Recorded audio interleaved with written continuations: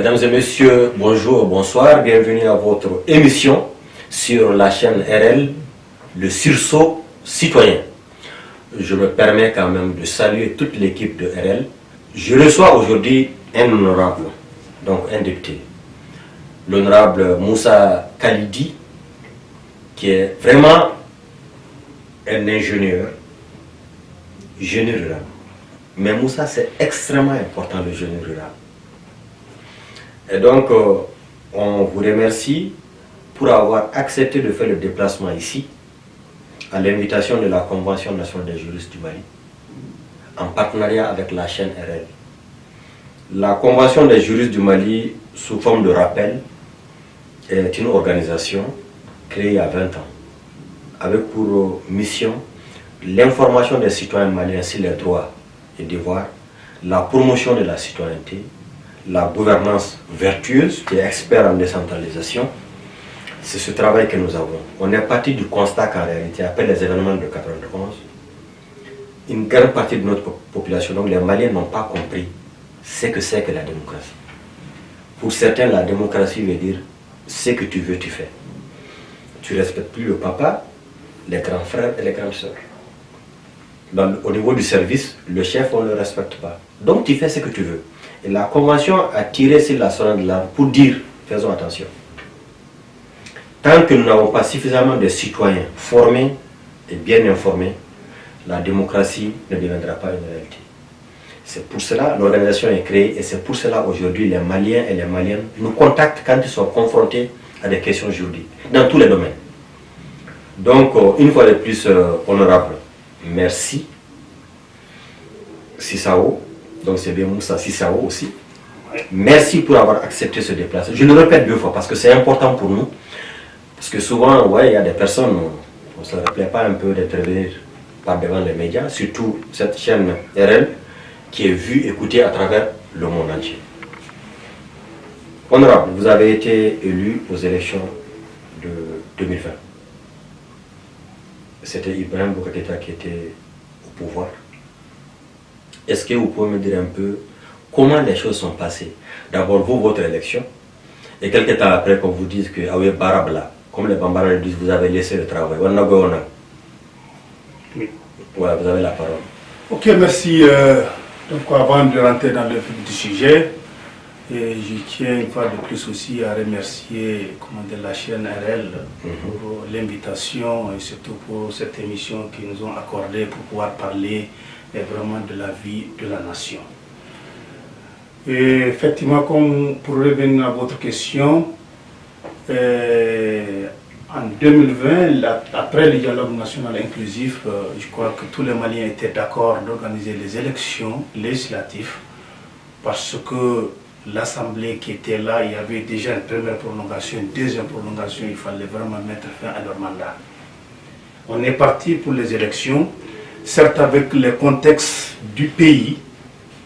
On a bravé terre et ciel pour pouvoir au moins organiser ces élections dans des conditions quand même plus ou moins difficiles parce que l'insécurité étant, je crois qu'on a pris certaines dispositions pour pouvoir au moins arriver à bon port.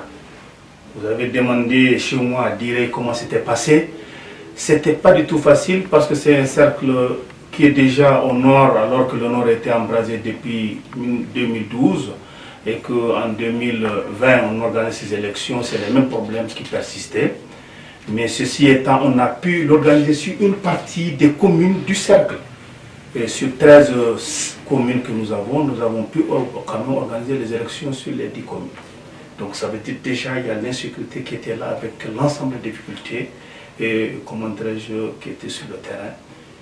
Après l'élection, on est revenu à l'Assemblée, après notre investiture, on a commencé 3 mois. Je crois qu'il y a eu des problèmes à partir précisément du 18 août, le régime s'est effondré. Et suite à là, à partir de Kati, le président il a solennellement démissionné avant de dissoudre les autres institutions, c'est-à-dire le gouvernement. Il a dissous d'abord l'Assemblée et le gouvernement. C'est après maintenant lui, il dit qu'il est parti. Non, vous n'avez pas bien suivi l'élément. Le président a démissionné avant de dissoudre l'Assemblée et le gouvernement. Il a dit en ce Dans la terme. même interview, comme en fait, honorable, nous on n'a pas vu la lettre de démission de Ibeka. Oui, Mais en tant que juriste au constat, oui, on sait quand même qu'il était devant les caméras. oui, Il a décrit la situation. oui. Il dit qu'il n'avait plus le choix par rapport à la situation. Et qu'il a dissous l'Assemblée et le gouvernement. Non. Il a dit, constatant la situation, je quitte mes fonctions avec toutes les conséquences de droit.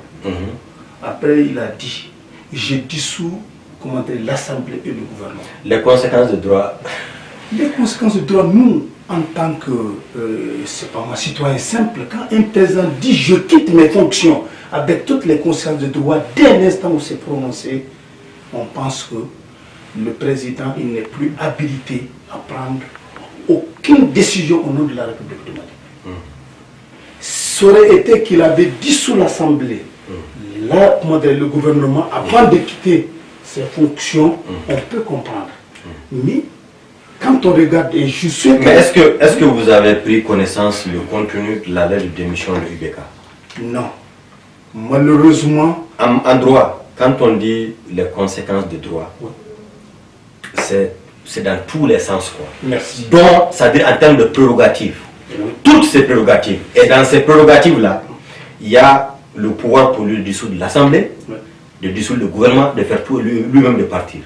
C'est ça. Donc, vous regardez le côté juridique pour dire, oui, il dit qu'il démissionne. Dans le moment qu'il dit qu'il démissionne, il ne peut pas revenir pour dire qu'il dissout l'Assemblée et le gouvernement. Merci. C'est exactement nous, en tant que Ça, citoyens. ça c'est votre point de vue. Notre point de Mais vue. sur le plan juridique, Oui. c'est très bien légal. Il a exactement fait comme ça se doit. Moi, je pensais plutôt que les anciens députés, vous, honorable Sissao et tous ses camarades disent qu'ils ne sont pas anciens députés. Mais moi, en tant que juriste, je vous dis, vous êtes des anciens députés. C'est extrêmement, non, c'est important. Là où il y avait un point, il y a, honorable, un point par exemple. Le président, si vous m'aviez dit les conditions dans lesquelles il a démissionné, n'est-ce pas? Oui. Certains évoquent. Oui. Mais malheureusement pour beaucoup, la constitution malienne de 92 ne fait pas mention des conditions dans lesquelles le président va démissionner. Parce que le président Ibeka a même dit, ai-je le choix? Est-ce que j'ai le choix? Cela veut dire qu'il y a une certaine contrainte. Mais malheureusement, la Constitution du Mali n'a pas prévu la contrainte. La Constitution a dit simplement que le président peut démissionner. Et la Constitution n'a pas dit qu'il ne peut pas démissionner à Kati ou bien aller à Bourem pour démissionner. La Constitution de la République du Mali dit, en tant que président de la République, jouissant de toutes ses facultés, peut librement démissionner. Et les démissions, les conditions... Mais librement, ça c'est quel article ça? Non, librement, je veux dire, c'est... Il n'y a pas librement dans la Constitution. Je dis librement, c'est-à-dire cette contrainte que tu avais dit, ai-je le choix? Ça veut dire déjà, il y a il y a au moins une conséquence, c'est-à-dire il y a une contrainte qui est derrière. Donc nous... Mais la Constitution du Mali n'a pas évoqué la contrainte. Voilà la Constitution. J'ai dit, vous êtes juriste. La Constitution de la République du Mali, j'ai dit, c'est une parabole. La Constitution ne permet pas de pouvoir venir jusqu'au détail. Mais c'est les juristes et les intellectuels qui devront lire entre les lignes pour pouvoir comprendre exactement ce que veut dire tel article au niveau de la Constitution. Parce que si on se permet de mettre tout, il risque d'avoir d'autres annexes pour la Constitution. Honorable, je vais dire. Honorable, c'est ça. Non, je reviens. Juste s'il vous plaît, ce que vous évoquez, ça c'est en fait un principe de droit. Parce que la Constitution, c'est l'acte fondateur. Et dans la Constitution, on ne peut pas tout mettre comme vous le dites. C'est pour cela que vous avez des lois ordinaires, des lois organiques, vous avez les ordonnances. Même les ordonnances et les autres lois là. Il y a des décrets qui sont prévus. Je suis d'accord. Il y a des arrêtés qui sont prévus. Permettez-moi d'abord de m'exprimer parce qu'il y avait des... Non, allez-y sur le plan juridique, comme c'est important. C'est sûr, il y a des points. Quand vous dites que le président en matière juridictionnelle qui se permet de démissionner avant d'abord comment dirais-je, de dissoudre certaines institutions. Je pense que vous n'avez pas bien lu la Constitution de la République du Mali qui dit dans son article, comment dirais-je, article 36, qu'un président démissionnaire ne peut dissoudre aucune des institutions de la République du Mali.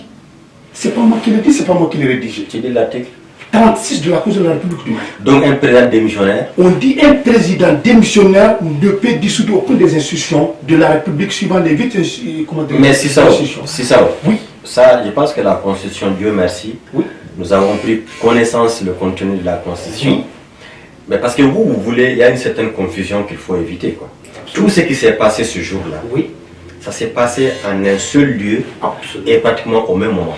Au même moment. C'est pas un président qui dit je démissionne, il va à Koulouba, il se prend, il revient, après il dit bon j'ai dissous ça. Non. Ça veut dire que les prérogatives du président là sont liées. Je dis, tu parles de l'article 50. Je vous dis, j'arrive. Qui veut dire les mesures exceptionnelles. Je voulais dire le président, c'est-à-dire les conditions dans lesquelles il a prononcé. Il y a une façon de dissoudre l'Assemblée. Vous le savez dans la Constitution de la République du Mali. On dit pour pouvoir dissoudre l'Assemblée nationale, le président doit consulter son premier ministre. Il doit consulter le président de l'Assemblée nationale et que si le premier ministre, au moins le confirme qu'on peut organiser les élections entre 21 et 40 jours, et en ce temps-là, il peut prononcer la dissolution. Tous ces phénomènes, puisque étant donné que tout est fait et que Kati n'est pas Koulba, le président aurait dû démissionner même à Sébenikoro et faire tout ça à Sébenikoro, on dira que c'est sans sous-pression, ou bien aller le faire à Koulba que d'aller le faire à Kati. Kati n'est pas du tout une cité administrative pour le président de la République. Mais la Constitution ne parle pas de Kati. Non, je parle de l'effet. Des faits, c'est qu'on avait vu. Non, ce que je veux vous dire, Sissao, honorable Sissao. Oui. Ça veut dire quand on va perdre beaucoup de temps sur les questions juridiques, je pense que certains d'entre nous risquent d'un peu de disparaître. Je suis d'accord, je ne suis pas juriste en la matière. Non, je comprends. La Constitution, c'est-à-dire qu'il n'est même pas indiqué la question de est-ce que le président est lucide, est-ce que l'endroit là, ce n'est pas mentionné en fait. Peut-être la nouvelle Constitution qu'on va faire là. Sur ça, peut-être on va. C'est des leçons de vie aussi. Maintenant, revenons à ce qui amène le gros problème. C'était les élections quand même, c'est ça. Absolument. Vous savez que dans ce pays, Amadou Touré, à la Kahina, la commune de Bambara, avant de partir, sa dernière interview était une interview très importante. Et d'ailleurs, quand j'ai vu l'interview passer à leur thème, j'étais très meurtru et ému. Pourquoi? Au fond de moi, je me suis dit, est-ce que ce n'est pas la dernière interview de notre président? C'était le cas. Parce qu'au final, il montrait qu'en fait, il n'y avait pas eu d'élection, ou il y a très peu d'élections au Mali. Parce que depuis la révolution du 26 mars, les partis politiques sont devenus un peu comme, en tout cas certains partis de refuge de très très gros malfaiteurs, qui nous en excusent, ces malfaiteurs. Et que la politique est devenue en fait, vous aujourd'hui vous êtes opérateur économique parce que vous avez votre cabinet. Absolument. Vous avez votre cabinet, vous avez vos marchés à travers le Mali et même l'Afrique, ou même à l'extérieur. Donc cela veut dire que même sans le poste de député, vous n'avez pas de plan de plus de condiment. Non. N'est-ce pas comme mes camarades? Absolument, absolument. N'est-ce pas? Oui. Mais au constat, qu'est-ce qu'on a vu? On a vu un fossé s'élargir entre les gouvernants et les gouvernés. Et finalement, la démocratie n'est pas comprise. Et les gens s'étonnent de voir quelqu'un qui fait le pouce-pouce. Je respecte les gens qui font les pouce-pouce là. Un mois après, on a même vu des apprentis chauffeurs qui sont devenus députés. D'un seul coup, apprentis chauffeurs. C'est des citoyens, ils peuvent être des députés. Mais d'un seul coup, on sait comment c'est arrivé. Vous voyez, donc finalement, l'élection au Mali même est devenue un gros souci. Et je pense que ce qui nous a le plus choqué, nous, en tant que juristes, c'est un peu ce qui s'est passé avec Manassa.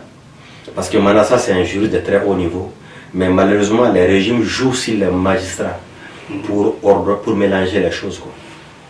Bon, c'est pour cela que moi, je me suis dit, les députés de 2020, là, vraiment, il y a une bonne partie qui a été bien élue. Mais sincèrement, il y a des gens qui... En fait, on va au marché seulement, on les ramène, quoi. Moi, je voulais vous dire simplement par rapport aux questions d'élection, c'est un problème qui n'est pas du tout ancien pour les Maliens.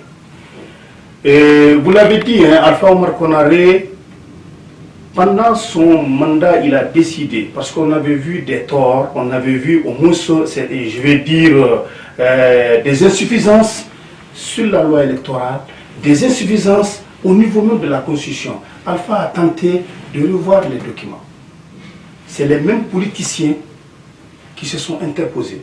Donc les mêmes, l'honorable Moussa Sissao. Je vais dire, je continue, je n'ai pas fini, pour dire parce non. Que tu fais partie des membres fondateurs de RPM. Du RPM. Voilà. Donc ils ont dit non. Vous savez, avec le COPO, tout ce qui Alpha a eu comme opposition, Alpha n'a pas pu faire. Amadou Toumani Touré est venu, il a compris exactement comment il est venu aux affaires, comment il a gagné les élections. Il se dit qu'il serait souhaitable de laisser quelque chose de bon. Amadou a tenté avec Kari, le professeur Dabadjawara. Oui, un très grand professeur de droit constitutionnel. Les mêmes Maliens, un homme de grande qualité. Les mêmes Maliens se sont opposés par rapport à ces réformes. On a laissé tomber. On a vu comment ATT a fini. Finalement, Ibeka est venu. Dans des conditions que tout le monde connaissait. Parce que les Maliens comptaient beaucoup sur la personne de Ibeka pour pouvoir relever les défis. C'est que les gens sont en train de dire, est-ce que Ibeka n'a pas trompé les Maliens? Je n'ai pas fini. Ibeka a tenté. Il avait créé un ministère en charge de ces réformes. Le ministère a commencé à travailler surtout parce qu'on voyait que le Mali va dans toutes les directions, avec l'accord de paix et de la issue du processus d'Alger qui demande certaines révisions de la Constitution. Il y a encore la loi électorale, il y a beaucoup d'autres problèmes. Les Maliens se sont levés en terre à Bana, et au courant, pour s'opposer à ce que Ibeka ne puisse faire ces réformes. On a vu comment on a fini. Et nous sommes là. Donc les élections de 2020, comme vous le dites, après le dialogue national inclusif, on s'est dit, écoutez, les problèmes sont là. Maintenant, est-ce que nous allons vers une constituante en remplacement de l'Assemblée, parce qu'on a déjà fait une prolongation 2 fois du mandat de l'Assemblée, ou bien aller aux élections? Nous tous au CICB, on s'était dit, écoutez, il serait souhaitable d'aller sur des élections libres et transparentes. Rien n'a été changé, on est parti. On a fait ces élections, nous sommes revenus. Au même moment où la Covid s'installait au Mali. On a bravé l'insécurité, comment dirais-je, les Covid pour ramener ces résultats. On a eu un arrêt. On dit, la Cour constitutionnelle, une fois que elle prononce son arrêt, l'arrêt est inattaquable et l'arrêt est irrévocable. Ce n'est pas nous. On a dit la vraie Cour constitutionnelle.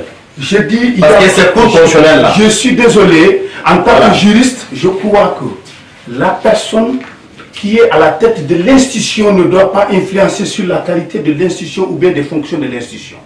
Nous, on ne reconnaît pas Manassa, on ne reconnaît pas les 9 sages. On reconnaît le document produit par l'institution qui est une des institutions phares de notre Constitution de la République du Mali. J'ai compris que ça a amené des problèmes. Parce qu'aujourd'hui, il n'y a aucune élection au monde qu'on peut dire que l'élection est libre et transparente. Il n'y en a pas. Joe Biden a été déjà boudé par Donald Trump au cours des élections passées. C'est la première démocratie du monde. Parce qu'il disait qu'il y avait des trucages, il y a cela. Donc moi, je crois que aujourd'hui, nous devrons être unis avec l'essentiel, plus que d'aller dans des divergences qui contribuent à nous disloquer. On a ce que je veux. Moi, non, vous avez raison. C'est que moi, je vous avais parlé. Dans ce cas, juste un mot.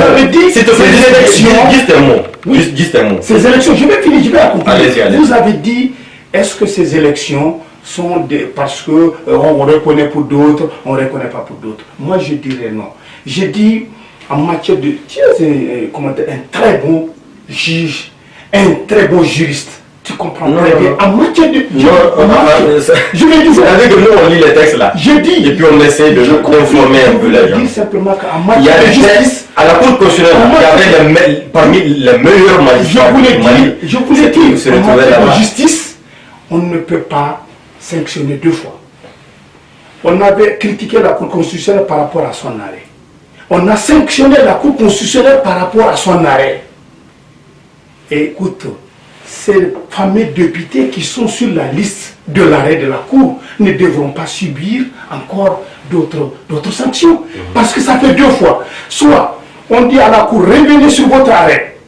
En ce temps-là, c'est les députés qui vont subir les conséquences du droit. Ou bien, on sélectionne, on enlève la cour, on dit bon, pour que ça ne se reproduise, vous qui êtes là, on nous enlève de l'institution, on amène d'autres personnes, mais on garde ce que vous avez déjà fait au nom de l'institution. C'est comme ça que nous pensons que les bons juristes doivent trancher cette situation. Et elle n'a pas été là. Parce que c'est ce que je veux vous dire. Oui. Vous avez dit un mot par rapport à la situation du Mali actuelle, où on est tous des citoyens, on est tous conscients aujourd'hui que le pays traverse des moments extraordinaires. Et vous allez vous en rendre compte, en tant que président de la Convention des juristes du Mali, je vais bien vous poser des questions, mais je ferai aussi le développement. C'est-à-dire le Mali aujourd'hui traverse des moments extraordinaires et très graves. Plus grave que nos propres frères. Je prends le cas du président nigérien Bazoum. Oui. Bazoum se permet d'insulter les Maliens alors que lui-même il est malien comme nous sommes maliens, nous sommes nigériens. C'est-à-dire entre les Nigériens et les Maliens, c'est la même famille. Macron prend Bazoum, il le pousse pour insulter les Maliens. Parce que Macron, il fait insulter les Maliens par un fils du Mali qui est Bazoum. Parce que Macron, lui, il ne connaît pas le Mali, il ne connaît pas l'Afrique. Parce que Macron, il n'a pas de respect pour lui, à plus forte raison avoir un respect pour les Africains. Et le cas de Macron, c'est vraiment un cas. L'ensemble de la jeunesse malienne et africaine, elle est là. Macron doit savoir que nous n'allons pas nous laisser faire. Il ne peut pas nous faire peur. Nous avons nos règles qu'on va respecter. Maintenant, je reviens. On a dit la paix. Franchement, c'est très bien. On est obligé entre Maliens. Personne ne quittera l'extérieur pour venir dire aux Maliens, donnez-vous la main. Mais il faut que cette paix, cette entente se fasse sur la vérité, le chemin de la vérité. Le mensonge de dire que désormais on va mentir, ça ne pourra plus marcher. Les députés, vous avez été élu à Diri. Non, vous avez dit la paix, c'est pour cela que j'ai adoré. Oui. Vous avez dit les juges fassent le travail. Vous avez été élu à Diri pratiquement sans problème. Oui. N'est-ce pas, sans problème? Sans problème.